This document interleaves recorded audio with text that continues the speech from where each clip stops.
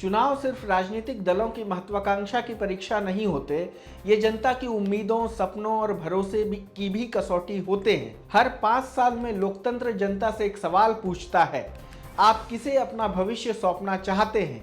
लेकिन जब कुल मतों का 1.81% यानी 9 लाख से अधिक वोट नोटा पर पड़ते हैं, तो यह सिर्फ एक चुनावी आंकड़ा नहीं रहता, यह जनता की मौन चीख बन जाता है। नोटा दबाना चुनाव से दूरी नहीं, बल्कि एक मजबूत विरोध है। यह वह पल है जब मतदाता कहता है, हम वोट देने आए हैं लेकिन किसी को चुनने लायक नहीं मानते। यह निराशा भी है, थकान भी और एक दर्द भरा संदेश भी कि राजनीति ने लोगों की उम्मीदों को कहीं न कहीं घायल किया है। हर नोटा वोट उस टूटे हुए भरोसे की कहानी है जो कहता है कि लोग बदलाव तो चाहते हैं पर उन्हें भरोसेमंद विकल्प नजर नहीं आता। और यही बात लोकतंत्र के लिए सबसे बड़ी चेतावनी है, क्योंकि जनता जब वोट डालते हुए भी किसी को न चुनने का निर्णय ले तो असल समस्या मतदाता में नहीं बल्कि राजनीति में होती है। इसी बात की तस्दीक करती है 240 सीटों पर चुनाव लड़ने वाले प्रशांत किशोर की पार्टी का चुनावी आंकड़ा।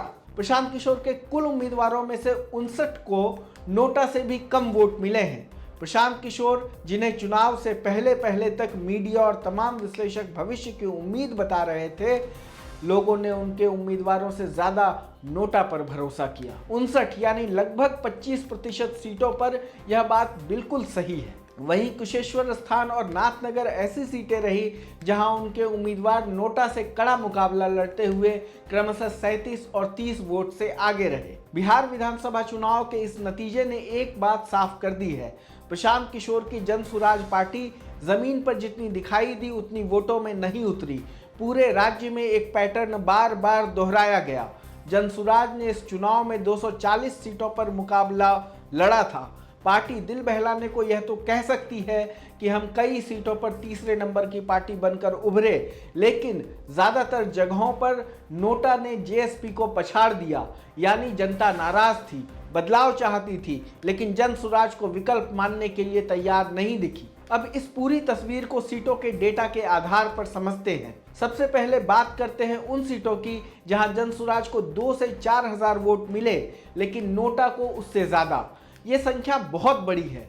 अलीनगर, अररिया, बहादुरगंज, बायसी, बलरामपुर, बाराचट्टी, बरौली, अतरी, औरंगाबाद, लगभग हर सीट पर यही कहानी रही।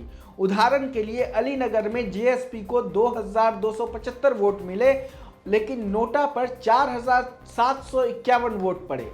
अररिया में जेएसपी को 2434 वोट मिले, नोटा उससे आगे 3610 वोट पर रही। फारबिसगंज में तो जेएसपी का प्रदर्शन सबसे कमजोर रहा, वहां सिर्फ 977 वोट जेएसपी को मिले, जबकि यहां के 3114 मतदाताओं ने नोटा को चुना। यह पैटर्न दिखाता है कि मतदाता असंतुष्ट था, लेकिन उसने जनसुराज को विकल्प नहीं माना। अब दूसरे पैटर्न पर आते हैं, जहां जेएसपी ने ठीक ठाक यानी 4000 से 6000 वोट पाए, लेकिन फिर भी नोटा आगे रहा। बेलदौर में जेएसपी को 5235 वोट मिले, पर नोटा लगभग 8000 पर पहुंच गया। बोधगया में जेएसपी 4000 के करीब रही, लेकिन नोटा 6000 के पास पहुंच गया। मधेपुर, दरभंगा ग्रामीण, गौराबराम, इन सभी सीटों पर जेएसपी की उपस्थिति थी, लेकिन जनता ने नोटा को ज्यादा पसंद किया।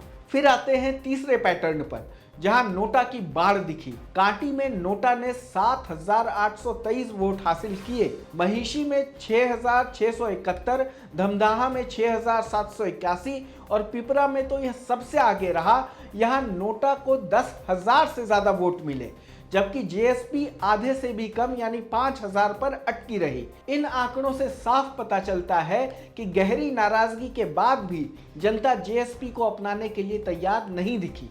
अब उन सीटों की बात करते हैं जहां जनसुराज तीसरे स्थान पर तो पहुंच गई, लेकिन नोटा फिर भी उनसे आगे रहा। यह जनसुराज के लिए सकारात्मक और नकारात्मक दोनों तरह का संकेत है। बाढ़, मनेर, मसौड़ी, मीनापुर, परबत्ता, रघुनाथपुर, साहेबगंज और रानीगंज, इन 8 सीटों में जेएसपी तीसरे नंबर पर रही, लेकिन नोटा ने उसे पीछे छोड़ दिया।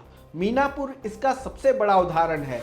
जेएसपी को 6633 वोट मिले, लेकिन नोटा इससे ज्यादा 7805 वोट लेकर आगे निकल गया। मसौढ़ी में जेएसपी ने 7,700 वोट हासिल किए, पर नोटा को यहां 5,146 वोट मिले। रानीगंज में जेएसपी को 3,183 वोट मिले, लेकिन यहां पर 5,119 लोगों ने नोटा को चुना।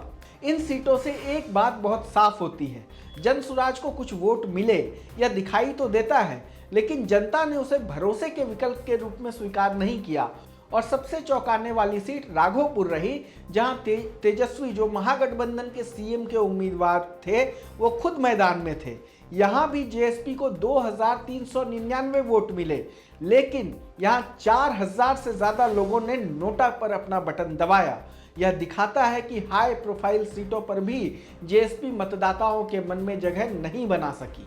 कुल मिलाकर इन सभी आंकड़ों का निष्कर्ष यह है कि जनसुराज ने बिहार की राजनीति में चर्चा और उपस्थिति तो जरूर दर्ज कराई, लेकिन विश्वास नहीं जीत सकी। लंबी यात्रा, गांव-गांव बातचीत, भीड़, यह सब वोट में तब्दील नहीं हो पाया। जनता बदलाव चाहती थी, लेकिन जेएसपी को यह बदलाव का माध्यम नहीं मान पाई, और यही वजह है कि राज्य के बड़े हिस्से में लोग नोटा को जेएसपी से ऊपर रखकर चले गए। मतलब साफ है, जनसुराज अभी विचार की तरह मौजूद है, लेकिन वोट वाली पार्टी बनने में उसे लंबा सफर तय करना बाकी है। चुनावी आंकड़ों का हमारा यह विश्लेषण आपको कैसा लगा, हमें कमेंट बॉक्स में जरूर बताएं। देश दुनिया की तमाम खबरों को देखने के लिए जुड़े रहें लोकमत हिंदी के साथ। धन्यवाद।